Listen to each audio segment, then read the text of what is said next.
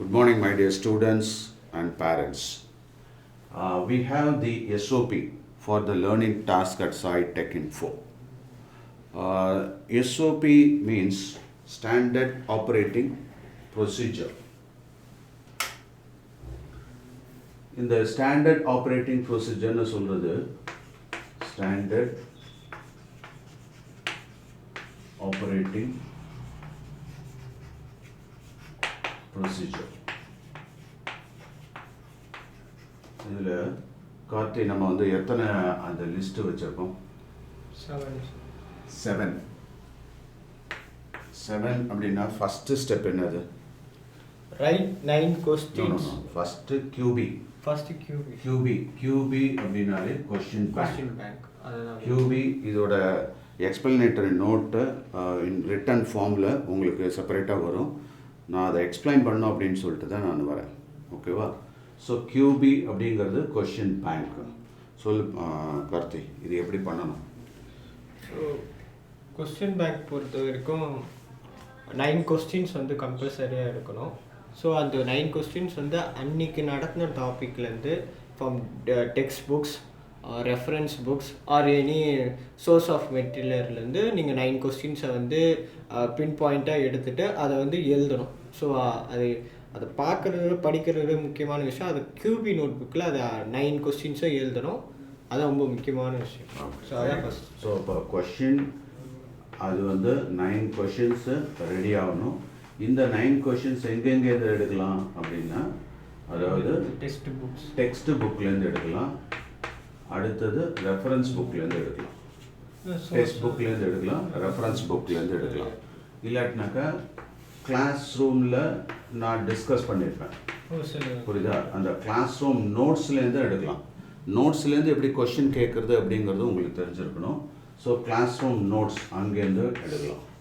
So இங்கே வந்து reference புக்லேருந்து எடுக்கலாம், இங்கே வந்து டெக்ஸ்ட் புக்லேருந்து எடுக்கலாம், டெக்ஸ்ட் புக்லேருந்து எடுக்கலாம். இந்த டெக்ஸ்ட் புக்கில் எடுக்கிறது அப்படிங்கிறது என்ன நல்லா இருக்கும்?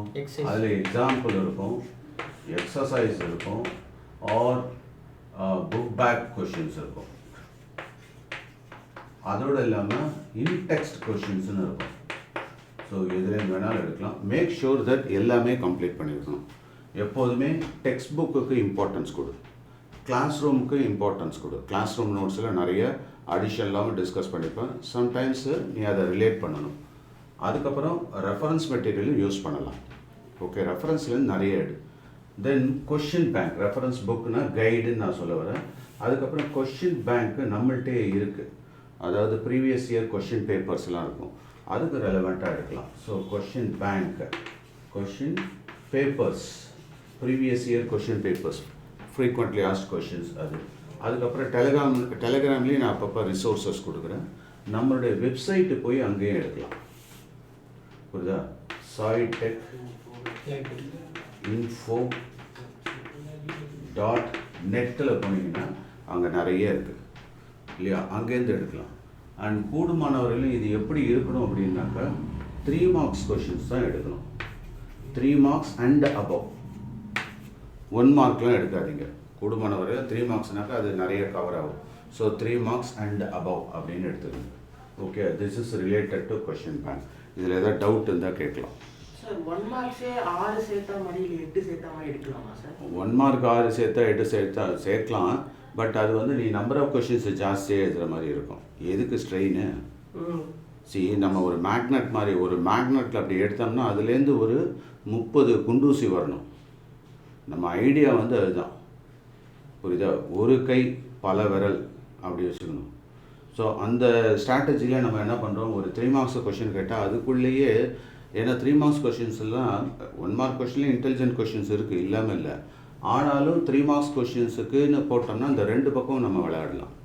சப்போஸ் இஃப் யூ ஃபீல் இது 1 மார்க் தான் அப்படின்னாக்கா அதை நீ சப்டிவிஷன் போட்டுக்கலாம். Okay, but always give preference to 3 marks. Okay, so இதில் கொஷின் பேங்க்கில் ஏதாவது டவுட் இருக்கா? இல்லை சார், தெளிவாக இருக்குது.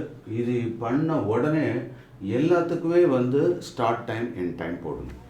ஸோ இதுக்கும் ஸ்டார்ட் டைம் எண்ட் டைம்.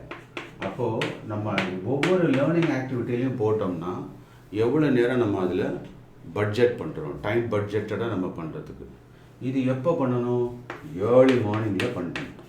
வந்த ஒன்று, அதாவது யாரையுமே டிபெண்ட் பண்ணாத, இது வந்து உன்னுடைய லேர்னிங், நீ தான் பண்ண போகிற.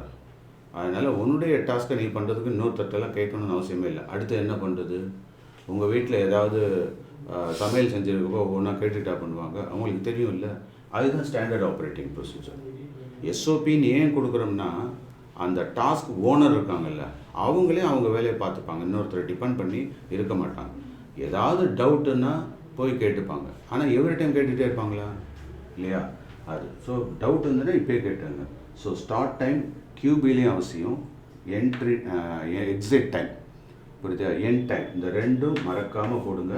இதில் எவ்வளோ நிமிஷம் ஆச்சு அப்படின்றது சேர்த்து போட்டுருங்க. ஸோ இதுக்கு டைம் எவ்வளோ ஆச்சு அப்படின்னு போட்டால் நமக்கு ஒரு ஐடியா கிடைக்கும். நீங்கள் ரிப்போர்ட் பண்ணுறப்போ அதோடு சேர்த்தே போட்டுருங்க. ஒவ்வொரு ஆக்டிவிட்டியும் எனக்கு இவ்வளோ டைம் ஆச்சு, புரியுதா. அந்த டைமை மென்ஷன் பண்ணுறப்ப எல்லாம் டேர்ம்ஸ் ஆஃப் மினிட்டில் தான் வரும். நீங்கள் சிம்பிளாக கூட பண்ணலாம். ஃபார் எக்ஸாம்பிள், சார் நான் 10 மினிட்ஸில் போட்டேன் சார். இந்த 10 மினிட்ஸை நீங்கள் எப்படி பண்ணலாம்? அதாவது 10 அப்படின்னு போட்டு இப்படி போட்டால் 10 மினிட். செகண்ட் அளவில் சொல்லணும்னு அவசியம் இல்லை. யூஸ்வலாக செகண்ட் அளவில் சொல்லணுனாக்கா டபுள் ப்ரைம், டபுள் கோட் போடலாம். இப்போ நீங்கள் இது போட்டால் போதும். 10 மினிட்ஸில் 10 மினிட்ஸ் முடிச்சிட்டாங்க. 20 மினிட்ஸ் ஆச்சு, 20 மினிட்ஸு, இல்லையா? இப்போ 9 கொஷின்ஸ் நீ ரிப்போர்ட் பண்ணுறப்ப என்ன பண்ணுறேன்? சார் என்னுடைய QB இஸ் ஈக்குவல் டு, இது எல்லாருக்குமே தெரியும் ஸ்டாண்டர்டாக 9 கொஷின்ஸ் தான். அப்போது 9 முடிச்சிட்டேன். எவ்வளோ நிமிஷத்தில் முடித்தேன்? 10 மினிட்ஸில் முடித்தேன். இப்போ பார், அக்குரேட்டாக இருக்கும், க்ளீனாக ட்ராக் பண்ணலாம். நம்ம 9 questions 10 minutes. Start time and டைம்லாம் போடணும். நீயே போட்டு நீயே எவாலுவேட் பண்ணிக்க வேண்டியது. உனக்கு எவ்வளோ நேரம் ஆச்சுங்கிறத நேர்மையான முறையில் ரிப்போர்ட் பண்ணு, புரியுதா? இந்த ரிப்போர்ட்டை தான் குமுலேட்டிவாக நான் வந்து உங்கள் மென்டாஸ்ட்டை கேட்பேன். அவங்க திணறக்கூடாது. அவன் பண்ணல சார், அந்த குறையே சொல்லக்கூடாது. இப்போ புரியுதா? இதில் எதாவது இது இருக்கா, டவுட் இருக்கா? ரைட். அடுத்தது இதுக்கு போவோம், இந்த டஸ்டர். ஸோ QB நல்லா தெளிவாக தெரிஞ்சிச்சுன்னு நினைக்கிறேன். QB பக்காவாக கிளியராக சொல்லியிருக்கேன். ஓகேவா? ரைட். நெக்ஸ்ட்டுக்கு போவோம். நெக்ஸ்ட் ஆக்டிவிட்டி என்னப்பா? Answer the 9 questions in GB. இது எப்படி பண்ணணும்? ஸோ இதுவும் அதே மாதிரி ஸ்டார்ட் டைம் ஃபஸ்ட்டு ரிப்போர்ட் பண்ணணும். ஜிபி ரெண்டாவது ஜிபி. ஜிபி அப்படிங்கிறது கைடட் ப்ராக்டிஸ். ஜிபி அப்படின்னா கைடட் ப்ராக்டிஸ். QBன்னு பார்த்தது என்னது? அது கொஸ்டின் பேங்க். இப்போ நீங்கள் அதில் கொஸ்டின் பேங்க்கில் நீங்கள் ஒரு கொஸ்டின் கேட்டிருக்கலாம். ரன்னிங் நம்பர் கரெக்டாக கொடுக்கணும், அதை நம்ம நோட் பண்ணணும். ஸோ அது புரியுதா? அப்படியே ரன்னிங் நம்பர் கொடுத்துட்டே வாங்க. வருஷ இறுதியில் நீங்கள் ஒரு நாளைக்கு 9 கொஷின், QBயில் ஒரு நாளைக்கு 9 கொஷின். ஒரு மாதத்தில் என்ன பண்ணுறீங்க? ஆல்மோஸ்ட் 30 நாள் அப்படின்னு வச்சுக்கிட்டா 270 கொஷின்ஸ் வந்துடுது.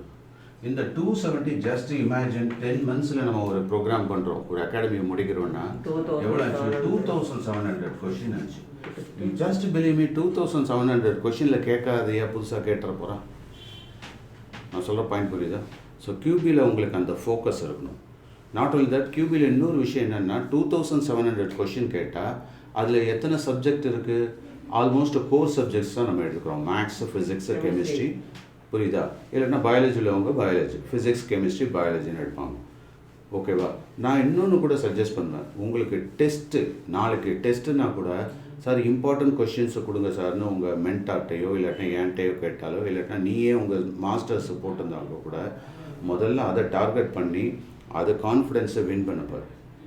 புரியுதா? நாளைக்கு ஒரு சாப்டரில் வைக்கிறாங்க, எலக்ட்ரோ கெமிஸ்ட்ரி டெஸ்ட் வச்சுருக்காங்க சார், படிக்கிற, இதுதான் கொஷின், இதுதான் ஆன்சர்ன்னு தான் படிக்கணுமே ஒழிய அப்படியே டெக்ஸ்ட் புக்கை படிக்கக்கூடாது. நம்ம அந்த ஒரு பயிற்சியை எடுத்துக்கணும். இது கொஷின், இது ஆன்சர். கொஷின் எங்கேருந்து கேட்பாங்க? கண்டிப்பாக டெக்ஸ்ட் புக்லேருந்து இருக்கும். நம்ம இன்னும் புதுசாக ஏதோ கேட்பாங்களோ அப்படின்னு நினைக்கிறதுலாம் தப்பு. நீ டெக்ஸ்ட் புக்கில் கொஷின் போட்டாலே அதிலே வந்துடும். அவங்க எங்கே போவாங்க? கொஷின் பேங்க்குக்கு. புதுசாலாம் யாரும் கேட்க முடியாது, இடையில பூந்தெல்லாம் ஒன்றும் கேட்க மாட்டாங்க. ஸோ கொஷின் பேங்கை பொறுத்து நல்லா புரிஞ்சுக்க. இப்போ இதில் என்னென்ன சப்ஜெக்ட் வருது? Minimum 3 subject. அது டெஸ்ட் டயத்தில் கூட எழுதலாம்னு சொல்கிறேன். சில பேர் அதை ஸ்கிப் பண்ணுவாங்க, பண்ணாதீங்க. ஆக்சுவலாக அதுதான் நல்லது. நாளைக்கு எக்ஸாமினேஷன்னா இன்றைக்கி ஒரு 9 கொஷின் என்னுடைய ஃப்ரெண்டு அப்படின்னு ஆக்கிட்டீங்கன்னா அதுலேருந்து வந்தால் செம்ம கான்ஃபிடன்ஸ். நீ just imagine, by God will bless you. நீ 9 கொஷின்ஸ், அந்த 9 கொஷின்ஸே வரதுக்கு கூட சான்சஸ் இருக்குது. நீங்கள் அதை நம்பணும். நம்ம ஃபெய்த் கேன் மூவ் மவுண்டைன். இப்போ நீ பிள்ளையார் சாமியை போய் கும்பிட்றனாக்கா பிள்ளையார் கல்லாட்டம் தான் உட்காந்துருப்பார். ஆனால் உன்னுடைய ஃபெய்த்தை அதில் போய் தாக்குற அந்த ஃபெய்த்து தான் ரிஃப்ளெக்ட் ஆகுது. எல்லாமே ரிஃப்ளெக்ஷன் தான், ரிஃப்ளெக்ஷன் ரியாக்ஷன் தான். அதை நம்ம புரிஞ்சுக்க மாட்டேங்கிறோம். புரியுதா? அதனால் நீங்கள் கண்டிப்பாகவே நீங்கள் அதை ஸ்கிப் பண்ணாதீங்க. சார் எனக்கு எக்ஸாம் இருக்குது அதனால் நான் ஸ்கிப் பண்ணுறேன். ஸ்கிப் பண்ணால் உனக்கு தான் டேஞ்சர். சாப்பாடை ஸ்கிப் பண்ணுறோமா? பண்ணுறது இல்லைல்ல. தூக்கத்தை ஸ்கிப் பண்ணுறோமா? பண்ணுறது இல்லை. அதை பார்த்துக்கோங்க. அடுத்தது ஸோ இப்போ இது வந்து தெளிவு பண்ணிட்டேன்னு நினைக்கிறேன். 3 சப்ஜெக்ட்டுமே எழுதலாம். ஆனால் ஒவ்வொரு டாப்பிக்லேயும் நீங்கள் என்ன பண்ணலான்னாக்கா என்ன சப்ஜெக்டு, அப்புறம் என்ன சாப்டர், என்ன கான்செப்டு, என்ன சாப்டர்ன்றதை அந்த கொஷின் பேங்க்லேயே போடலாம். போட்டு மறக்காமல் இண்டெக்ஸ் பண்ணணும். இண்டெக்ஸ் பண்ணிட்டா எந்தெந்த சாப்டரில் என்னென்ன கொஷின்ஸ் இருக்குது நீங்கள் செலக்ட் பண்ணுறதுக்கு சௌகரியமாக இருக்கும். ஒரே கொஷின் பேங்க்கில் அத்தனை கொஷின்ஸும் சேர்ந்து வந்துடும். சரியா? ரைட். இப்போது ஜிபி கைடட் ப்ராக்டிஸில் இது என்னென்ன பண்ணணும் சொல்லு. ஜிபி கைடட் ப்ராக்டிஸில் ஃபஸ்ட்டு வந்து நம்ம கியூபியில் போட்ட அந்த 9 கொஸ்டின்ஸ் வந்து நம்ம பண்ணது வந்து அந்த 9 கொஸ்டின்ஸை ஆன்சர் பண்ணுறது தான் ஜிபியோட நார்மலான விஷயம். ஓகேங்களா? ஸோ நீங்கள் அதுவும் பார்த்தீங்கன்னா start time and end time report பண்ணும். அதான் கைடட். ஓகே. ஸோ அப்போது இங்கேயும் நம்ம 9 ஆன்சர்ஸ் ரெடி பண்ணணும். ஸ்டார்ட் டைம், எண்ட் டைம் மறக்காமல் போடணும். ஓகேவா? இந்த ஜிபிக்கு தனியாக நோட் புக் வச்சுக்கணும். கைடட் ப்ராக்டிஸ் எல்லாத்துலேயுமே பக்காவாக இண்டெக்ஸ் பண்ணணும். அந்த கொஷின் நம்பர் என்ன கொடுத்தீங்களோ அந்த கொஷின் நம்பர் தான் உங்களுடைய கொஷின் ஐடி. அதை அப்படியே இங்கே போடணும். ஒன்ஸ் போட்டுட்டீங்க அப்படின்னாக்கா தட் இஸ் நீங்கள் அதை ஐடென்டிஃபை பண்ணி வச்சுங்க. இந்த கொஷின் ஐடி தான் நமக்கு கணக்கு. ஓகேவா? அதுக்கப்புறம் தேர்டு என்னன்னா வந்து after answering 9 questions in 9 answers in GB, அது ஒரு 9 ஆன்சர்ஸ் நீங்கள் பண்ணிங்களா அந்த 9 ஆன்சர்ஸில் எது நீங்கள் ரொம்ப ஸ்ட்ராங்காக ஃபீல் பண்ணுறீங்களோ இல்லை எது உங்களுக்கு ஈஸியாக வருதோ அதுலேருந்து 6 கொஸ்டின்ஸை வந்து சூஸ் பண்ணிட்டு அதை பார்க்காம டிபியில் அது வந்து டார்கெட் ப்ராக்டிஸ். இந்த டைம் மேனேஜ்டு இது ரொம்ப எல்லாத்துலேயுமே டைம் மேனேஜ் பண்ணுறோம். பட் இது ரொம்ப ஸ்பெசிஃபிக்காக டைம் மேனேஜ்டு டார்கெட் ப்ராக்டிஸ் அப்படின்னு பண்ணுறோம். இது பார்க்காம தான் பண்ணணும். அது கைடட் ப்ராக்டிஸ். இது வந்து யார்கிட்ட ரெஃபரன்ஸ் கேட்கலாம், அதாவது புக்கு ரெஃபரன்ஸ் புக்கை யூஸ் பண்ணலாம், உங்கள் நோட்ஸை யூஸ் பண்ணலாம். யூ கேன் ரெஃபர் நோட்ஸை யூஸ் பண்ணலாம். இல்லாட்டா உங்கள் மென்டார்கிட்ட கேட்கலாம், இல்லாட்டா உங்கள் சீஃப் ஃபேக்கல்ட்டிகிட்ட கேட்கலாம். ஓகே? இல்லாட்டா உங்கள் பேரண்ட்டை ஃப்ரீயாக இருந்தாங்கன்னா பேரண்ட்டை கேட்கலாம், உங்கள் டீச்சர்ஸ் யார்கிட்ட வேணாலும் கேட்கலாம். புரியுதா? அடுத்தது இங்கே வந்து என்னென்னா நீ ஜிபியை ஹேண்ட் ஓவர் பண்ணிடணும். கியூபி மட்டும்தான் வச்சுக்கணும். ஸோ இங்கே உள்ள ரெஃபரன்ஸ் மெட்டீரியல் அப்படின்னு பார்த்தாக்கா கியூபி மட்டும்தான். ஸோ உன் கையில் கியூபியும் டிபியும் மட்டும்தான் இருக்கணும், வேறு எதுவும் இருக்கக்கூடாது. சரியா? ஸோ அப்போ கொஷின் பேங்க்கு இது டார்கெட் ப்ராக்டிஸ். இந்த டார்கெட் ப்ராக்டிஸுக்கு நாம் என்ன பண்ணுறோம் அப்படின்னா எடுப்பிலேயே கொஷின்ஸை வந்து எய்தர் உங்கள் மென்டார் செலக்ட் பண்ணி தருவாங்க, கொஞ்சம் மெச்சூர்டு ஸ்டூடெண்ட்ஸ்லாம் அவங்களே செலக்ட் பண்ணிக்கலாம். நம்ம அந்த ரைட்ஸை கொடுக்குறோம். ஸோ அப்போ அதுலேருந்து ஒரு 6 out of 9 கொஷின்ஸ் எடுத்துக்கலாம். நீங்கள் இந்த 6 கொஷின்ஸை எடுத்துக்கிட்டு அதை வந்து ப்ராக்டிஸ் பண்ணணும். ஸோ அப்போ கியூபியும் ஜிபியும் நீங்கள் என்ன பண்ணணும், ஏர்லி மார்னிங் செஷன்லேயே முடிச்சிடணும். புரியுதா? கியூபி இதெல்லாம் எப்போ பண்ணணும், ஏர்லி மார்னிங்லேயே இதை முடிக்க பாருங்கள். ஓகே? ஏர்லி மார்னிங்கில் 2 ஆக்டிவிட்டி தான். ஒன்று வந்து என்னது கியூபி, இன்னொன்று ஜிபி. இந்த 2ஐயும் முடிச்சிட்டிங்கன்னா சப்போஸ் எனக்கு தெரியல அப்படிங்கிறத ஈவினிங்கில் வந்து டிஸ்கஸ் பண்ணிவிடுங்க. வந்த உடனே டிஸ்கஸ் பண்ணிட்டீங்கன்னாக்கா இப்போ இந்த டிபி இதை வந்து சாய்டெக் ஈவினிங்கில் வந்த உடனே போடக்கூடியது இது. நீங்கள் யாருக்காகவும் வெயிட் பண்ணாதீங்க, எங்கேயும் எந்த வெட்டி பேச்சு பேசாதீங்க. வந்த உடனே என்ன பண்ணுங்கள், டிபியை கம்ப்ளீட் பண்ணிட்டேன் அப்படின்றது இருக்கணும். ஸோ இந்த டிபி வந்து 6 out of 9. சப்போஸ் நீ வந்து லெவல் 1ல் கிளியர் பண்ணல அப்படின்னா you can go to level 2, level 3. 3 UT எப்படி எழுதியோ யூடியோட ஒரு மாடல் மாதிரி தான் இந்த டிபி.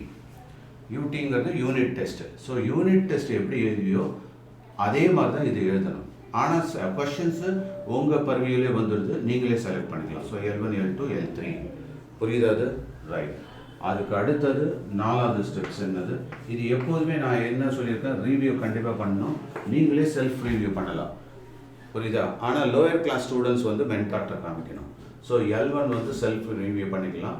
அதில் வந்து நீங்கள் 4 கொஷின் தான் போட்டிருந்த 6 போட முடியல அப்படின்னா என்ன பண்ணலாம், அடுத்த 2 மிச்சம் விட்டு போச்சு இல்லையா, அது என்ன பண்ணலாம், அந்த 2 கம்ப்ளீட் பண்ணிடலாம். ஸோ இந்த மாதிரி ஃபுல்லாக இருக்கணும், எந்த தப்பு விட்டாலும் அவ்வளோதான் அது.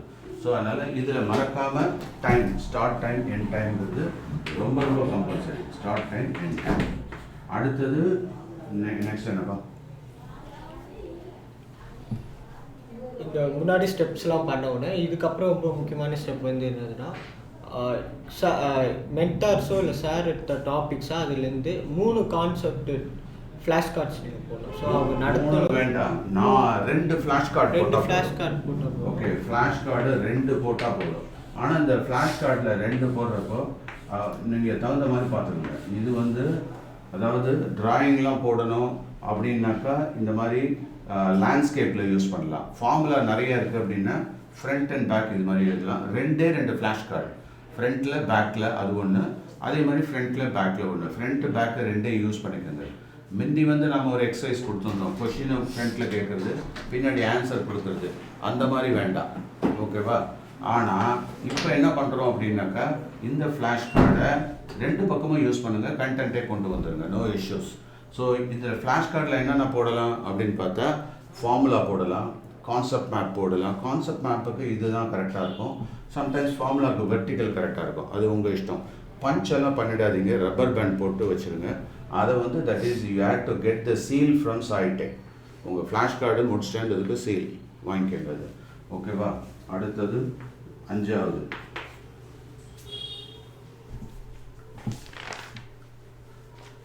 இந்த 5வது முக்கியமான விஷயம் என்னதுன்னா, இப்போ முன்னாடி சொன்ன இந்த 4 விஷயமும் லைக் கியூபி சரி, ஜிபி சரி, டிபி அண்ட் ஃப்ளாஷ் கார்டு, இந்த 4 விஷயமும் அப்டேட் பண்ணும், டெய்லி டாஸ்க்காக அப்டேட் பண்ணும். உங்கள் ஜிபி நோட் புக்லேயும் இல்லைனா அந்தந்த தனி நோட் புக்லேயும் இண்டெக்ஸ் மெயின்டைன் பண்ணும். அதான் இருக்கிறதுலே முக்கியமான விஷயம். ஒரு தனிப்பட்ட நோட் புக்கை இண்டெக்ஸ் பண்ணிவிட்டு அதை வந்து அந்தந்த கிளாஸ் மென்டார்கிட்ட அன்னைக்கு ஒரு பர் டேனா அன்னைக்கு போய் சைன் வாங்கிட்டு நம்ம போடணும்னு சொல்லணும்ல, அது 6வது பாயிண்ட். ஓகே. ஸோ 5வது பாயிண்ட் வந்து என்ன அப்படின்னா இந்த ரிப்போர்ட்டிங் சிஸ்டம் பக்கவாக இருக்கணும். இந்த ரிப்போர்ட்டிங் வந்து ஜிபிலேயே பண்ணலாம். ரிப்போர்ட்டிங் ஜிபி அதை பின்பக்கம் முன்பக்கம்லாம் எழுதாதீங்க, அந்த டேட் போட்டு அப்படியே எழுதுங்க, தப்பு இல்லை. அந்த ரிப்போர்ட்டை ஜிபியில் எப்படி இருக்கணும் அப்படிங்கிறத நான் இப்போ சொல்லிடுறேன் இல்லையா, அதுக்கு அது எப்படி இருக்குன்றத சொல்லிடுறேன். ரிப்போர்ட்டு எப்படி பண்ணணும் ஜிபியில் அப்படியே கண்டினியூஸாக நீங்கள் எழுதலாம். எல்லாத்துலேயுமே பேஜ் நம்பர் போடுங்க, அப்போ தான் அந்த ரெஃபரன்ஸ் எடுக்கிறதுக்கு சௌகரியமாக இருக்கும். இப்போது ஜிபியில் உங்களுடைய டெய்லி ரிப்போர்ட்